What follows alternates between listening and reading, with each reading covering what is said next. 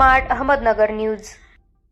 परराज्यातून गांजा विक्रीसाठी आणणारे दोघे जेरबंद। 29,64,000चा मुद्देमाल हस्तगत। परराज्यातून विक्रीसाठी गांजा आणणारे दोघे स्थानिक गुन्हे शाखेच्या पथकाने शेवगाव येथून ताब्यात घेतले आहे। त्यांच्याकडून तब्बल 67 किलो गांजा असा एकूण 29,64,000 रुपयांचा मुद्देमाल हस्तगत करण्यात आला आहे। अनिल बाबासाहेब बडे वय 34, बाबासाहेब धनाजी बडे वय 70, दोघे राहणार हातगाव तालुका शेवगाव जिल्हा अहमदनगर असे गुन्हा दाखल झालेल्या संशयितांची नावे आहेत। गुन्हा दाखल। ही कारवाई स्थानिक गुन्हे शाखेच्या पथकाने केली। स्थानिक गुन्हे शाखेचे पोलीस निरीक्षक दिनेश आहेर यांना मिळालेल्या माहितीनुसार मध्य प्रदेशातून अंमली पदार्थ मोठ्या प्रमाणात आणून शेवगाव तालुक्यातील हातगाव येथील राहत्या घरी गोठ्यात ठेवले असल्याची खात्रीशीर माहिती मिळाली। त्यानुसार पथकाने छापा टाकून कारवाई केली।